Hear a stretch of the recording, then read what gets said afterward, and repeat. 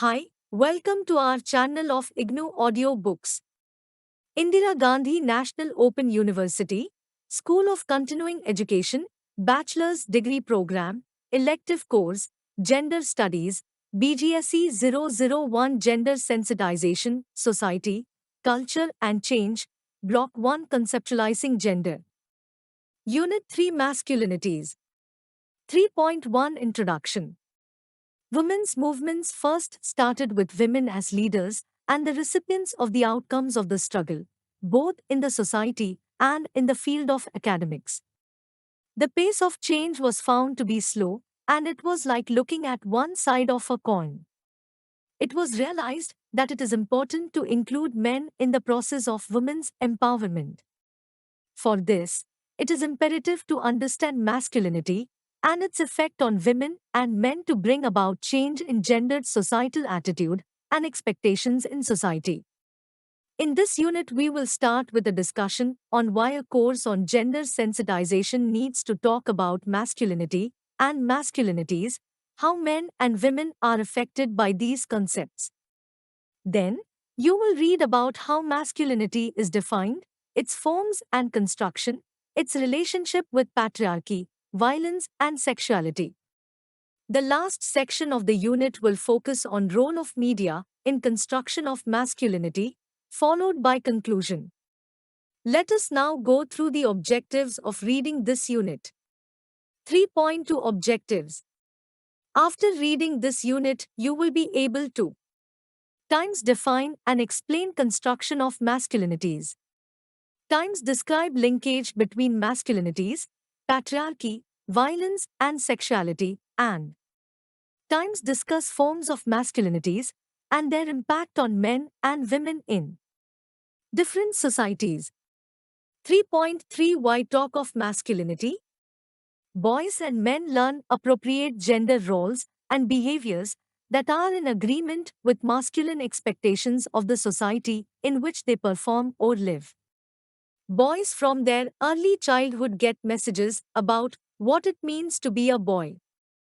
You can understand how gendering takes place by looking at the toys that are given to girls and boys to play with. Also, observe the games little boys and girls play.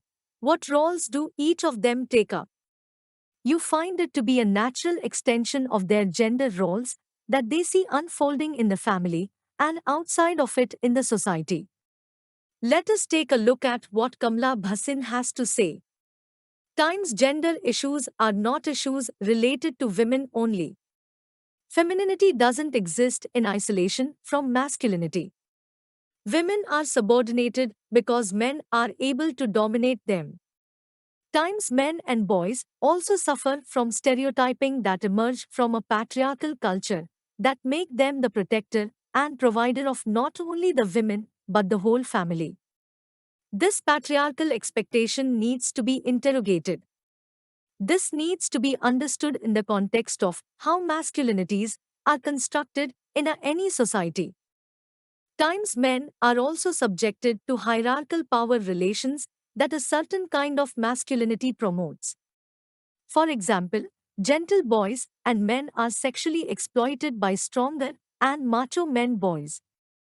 Times it is important for men also to understand and address gender issues as they not only affect women but affect men too.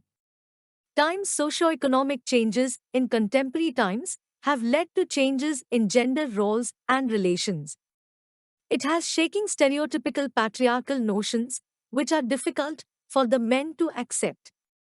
Erosion of male supremacy, power and privileges especially in education and employment has led to psychological and social problems leading to frustration and anger manifested as increase in violence on women, violent crimes, higher incidences of drug abuse and alcoholism. Times women's demand of equality, development, and peace cannot be attained without active support of the men. This would also free men of patriarchal shackles that constrict their well-being. Times to understand the issue of male violence against women, understanding constructions of masculinity is a must. So, now you can see why it is essential to discuss masculinity and its variations to understand gender discrimination that girls and women face in society. Also, by changing societal and cultural scripts for masculinity, and also the notion of femininity, we can move towards a more gender just and gender sensitive society.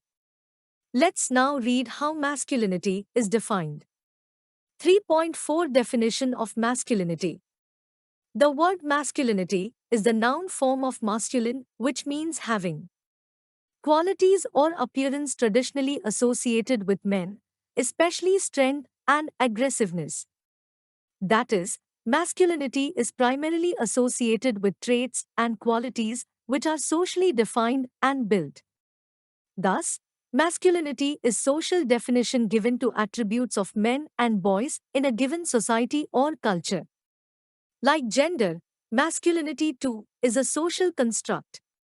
That is, it is the society that prescribes how men and boys should dress, behave, act, what attitude and qualities they should possess, and how they should be treated. So, masculinity is a set of socio-cultural expectations from the males which decrees how they should look, behave, etc. Masculinity differs from one particular society to another. For example, how a man in England is expected to manifest his masculinity may differ from that of a man, say, from Egypt or in India. Thus, masculinity is also not static in relation to time and geography. And, since all men are also not alike in terms of their caste, class, ethnicity, race, and even in sexual orientations, masculinity cannot be a monolithic construct, and therefore, has to be referred to as masculinities. Masculinity is always local and subject to change. What does not change is the justification and naturalization of male power or masculine ideology. Arthur Brittain. Let us now read about different aspects relating to masculinity and various forms of it. 3.5 Understanding masculinity. Masculinity cannot be understood without looking at the opposite construct, that is femininity. We can say that a woman girl is what a man boy is not and vice versa, meaning masculine traits and qualities are opposites of feminine traits and qualities. As you have read in the above section, both masculinity and femininity are not biologically determined but are social constructs. Thus, gender identities are socio-culturally determined. Let's look at some of the universally accepted masculine and feminine traits. Masculine, rational, strong, smart, indifferent, rough, aggressive, brave, violent, domineering, independent. Feminine, emotional, weak, beautiful, caring, nurturing, coy, compassionate, tolerant, dependent. When we translate the above masculine and feminine traits in societal relationship, we find if men are expected to be aggressive, controlling and hot-tempered, then women are expected to be submissive, meek, patient and docile. Thus, do you see that for one set of traits to function, the other set of traits should be accepting of them? That is, if one rules, then there should be someone to rule, and if one is superior, the other should be inferior. What happens if the status quo of these masculine-feminine stereotypes are not adhered to? If, for instance, a person is treated very unkindly by society to the extent of being subjected to extreme form of violence like rape and murder, if he non-normative behavior. Suppose, if a boy has a tendency to cry or is gentle, he is called sissy. And if a girl is aggressive or commanding, she is derogatively labeled as manly. Box No. 3.1 Understanding and challenging masculinities fundamentally means considering and questioning hierarchical power relations and systems in our society. Experts have different opinion about the difference between men and women, which are due to nature or nurture or some combination of both. From an early age, children get messages that shape their personality into boys and girls. Also, there are external sources called agents of gendering providing ideals or standard behavior or roles expected of each member in a given society. Family and friends, educational institutions namely schools, college and university, media, religion and other social, political and economic systems in society are all agents of gendering. They shape masculinity constructs for boys and men in their respective culture and society. Society expects different attitudes and behavioral response from boys girls for any given situation or incident leading to gendered socialization. Box No. 3.2. Gendered socialization can be explained as the preference for boys and girls to be socialized differently. Boys are raised to follow male gender roles expectations, and girls are supposed to conform to female roles, behavior, and actions appropriate for women. Family generally socialize babies in a gendered manner without consciously following the culturally expected outcomes. For example, in most Indian homes, boys are told not to cry, as girls do that. They are ridiculed if they want to play with a doll or apply a bindi or wear a bangle like their mother or a sister. Even from the early childhood years, boys are encouraged by the family to hit back and retaliate. When in a fight, they are taught to give it back rather than being at the receiving end or losing out to the opponent. Also, winning is promoted as the goal of every situation, instilling competition that should be clinched at all costs. Masculinity is also shaped by the age, religion, caste, class, race, ethnicity, and sexuality of an individual. Since patriarchy perpetuates inequality and hierarchical social order, it considers men as superior. Such men are placed in a commanding and controlling position over women and men who are lower in position and status. In this sense, supremacy of masculinity is also endorsed by patriarchy, as masculinity not only defines relationship between men and women but also between men too. It is also seen that women in public spaces also adopt masculine ways of working or leadership to have an upper hand over their subordinates in order to show aggression and control like men. There is a perception that women cannot be successful until they masculinize the system of power. This suggests that we have to understand the concepts of both masculinity and femininity. And we should also be aware of the fact that these constructs are not biological, but structures of consciousness which may be present in both men and women. 3.6 Masculinity Construct.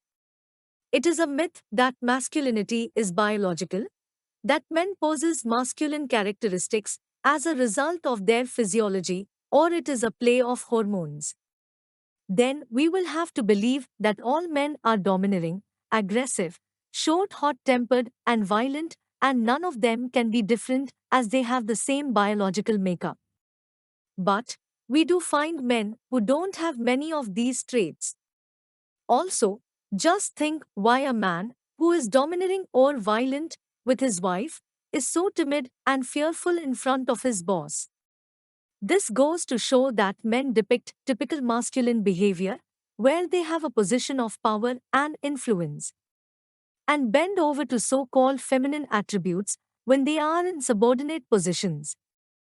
Does it not prove that masculinity, or for that matter femininity, are not biological constructs, but are governed by hierarchy and power dynamics that regulate relationships between men and women? Box No. 3.3. That we have to understand the concepts of both masculinity and femininity.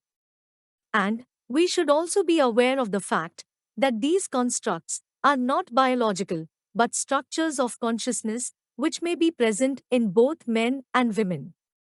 3.6 Masculinity Construct. It is a myth that masculinity is biological, that men possess masculine characteristics as a result of their physiology, or it is a play of hormones. Then we will have to believe that all men are domineering, aggressive, short, hot-tempered, and violent, and none of them can be different as they have the same biological makeup. But we do find men who don't have many of these traits.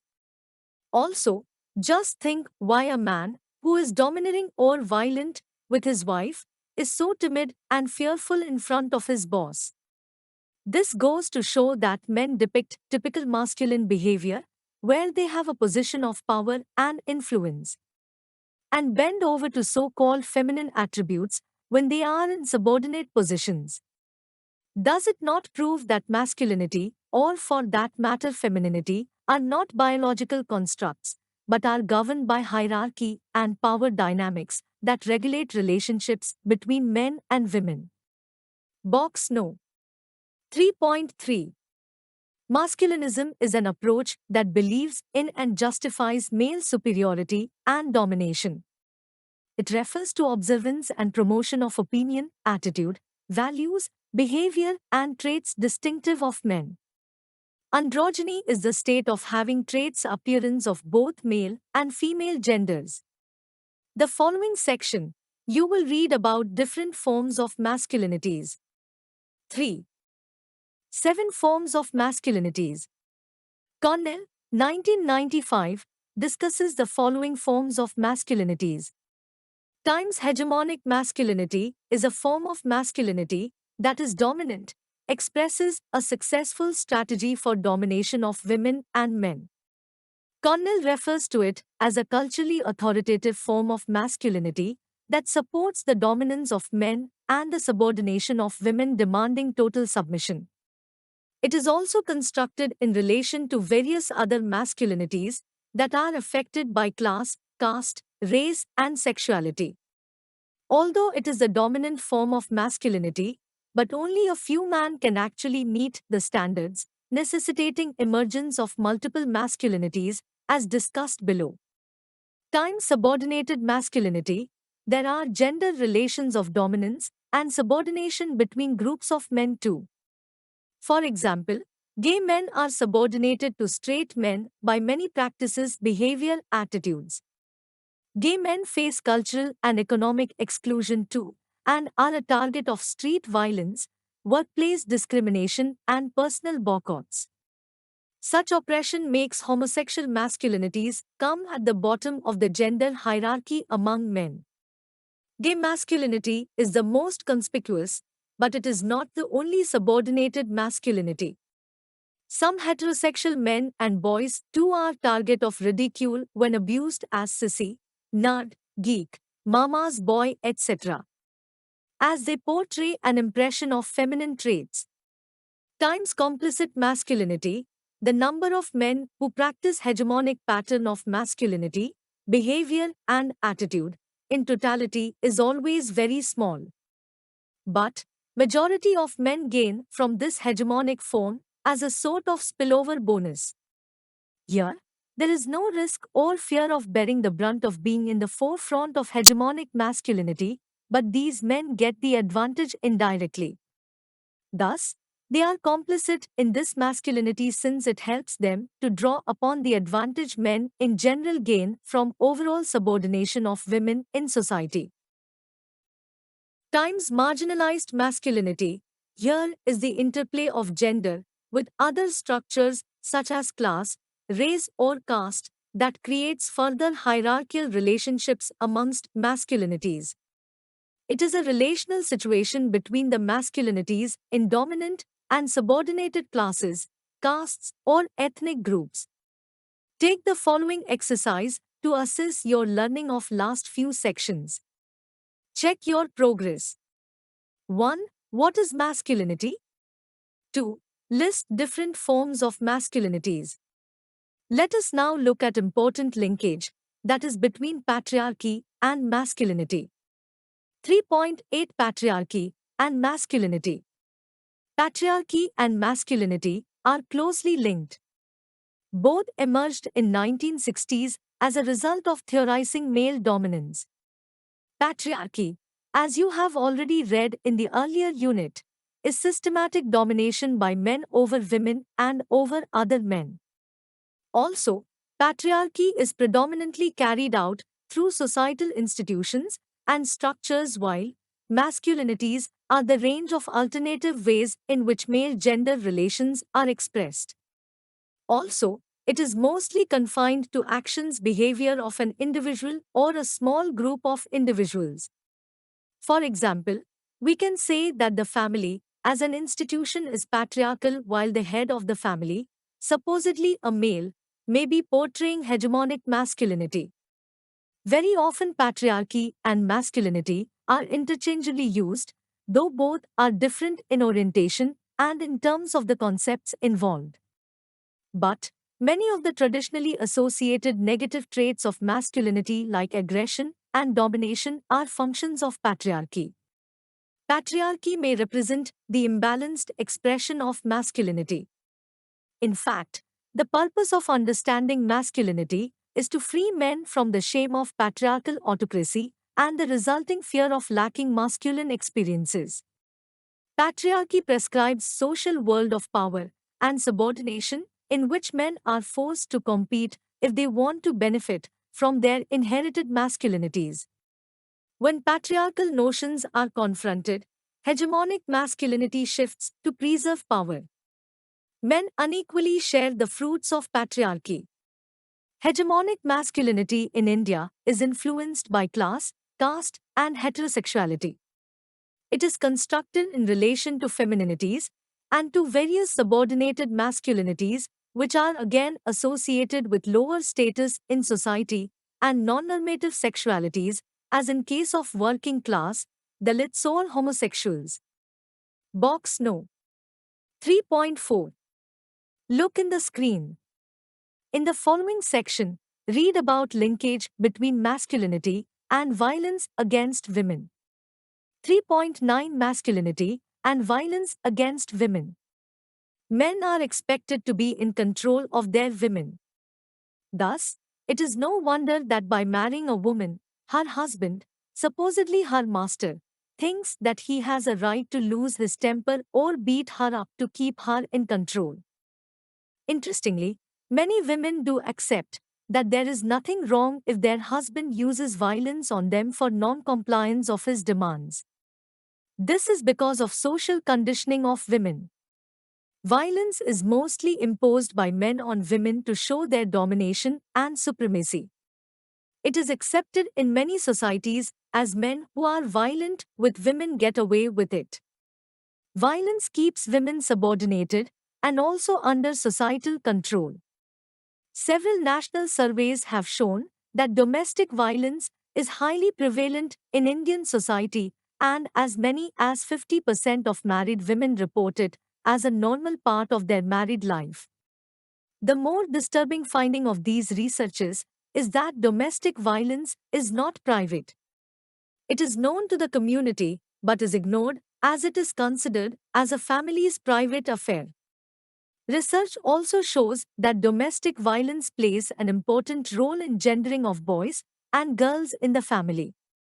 It also shapes gender identities that both boys and girls manifest in their own families and society at large. They learn from the pattern and behavior of their parents. Boys feel it is appropriate for them to perpetuate violence that they had seen while growing up, and girls internalize their acceptance and tolerance towards it. Our folklore too glorifies violent behavior by a male beloved.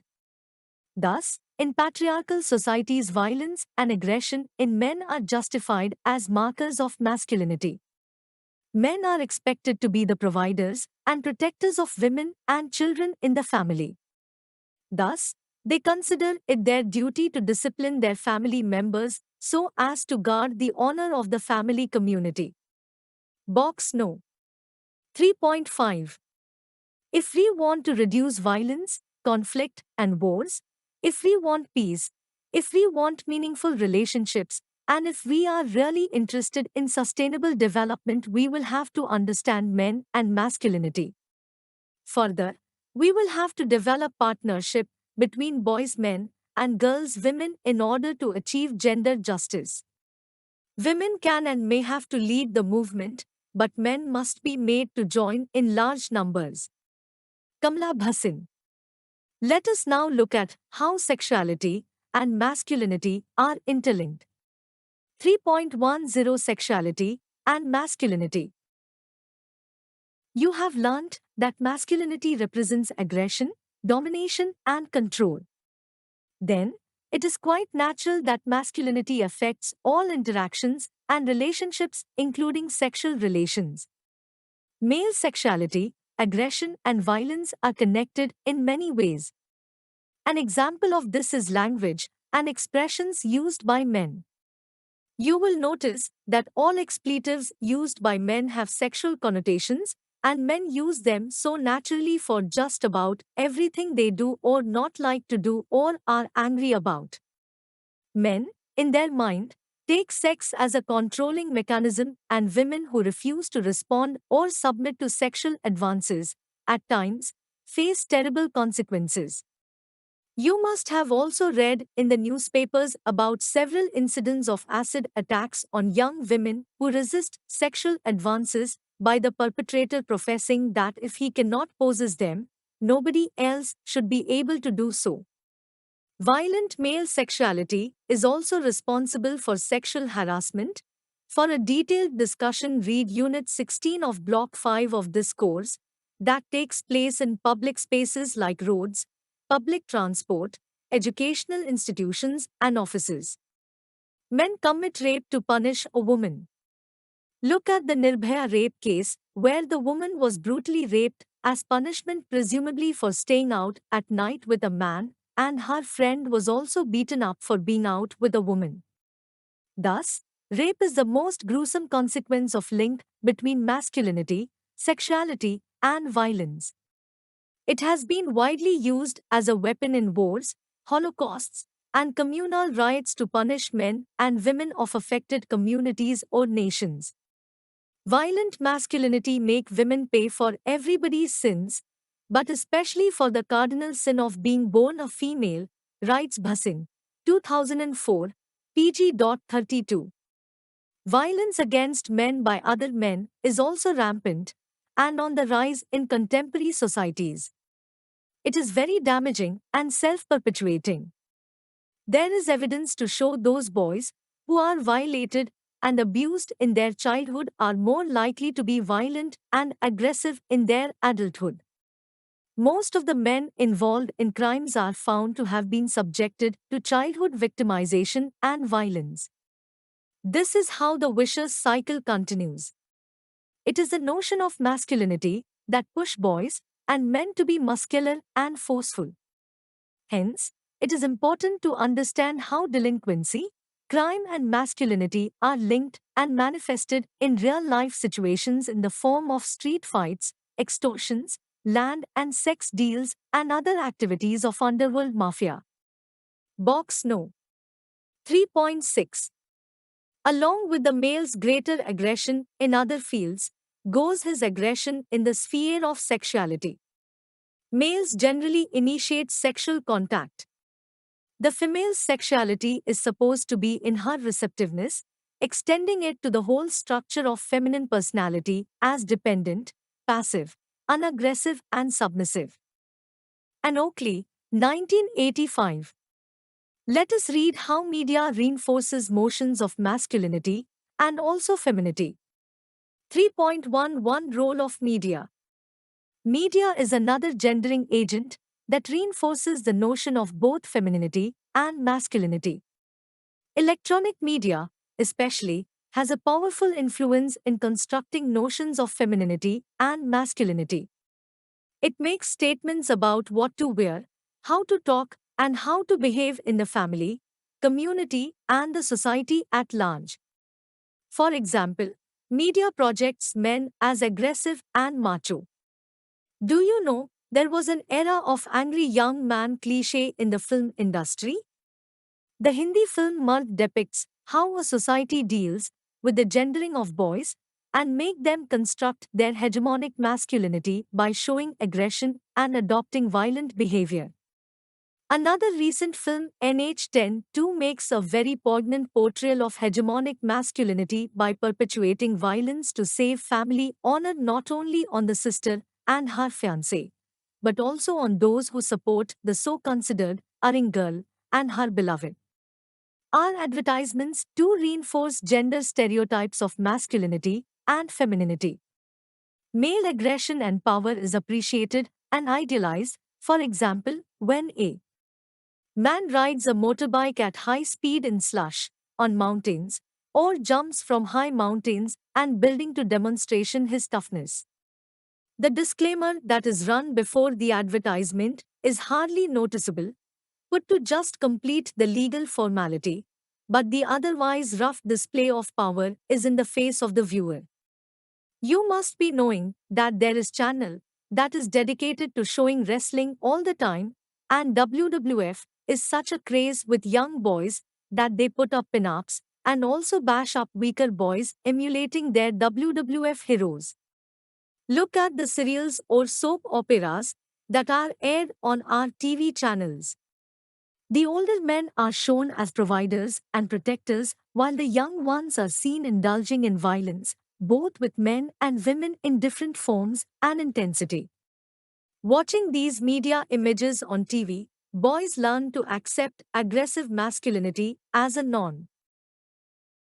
3.1 To Summing UP. We have read that masculinity is all about power over others. Those who submit are feminine, and those who dominate are masculine. It is not to suggest that diversity between men and women should be removed. It is also to say that not all men are same and not all women are alike. Rigid stereotyping needs to be challenged and broken as it harms both men and women, though in a different manner and in different ways. It is important to have diversity, an opening of choices based on a person's ability and inclination and not based on his/her gendered socialization. Patriarchy creates hierarchies and inequalities that are harmful not only for girls and women but to the family and society as a whole.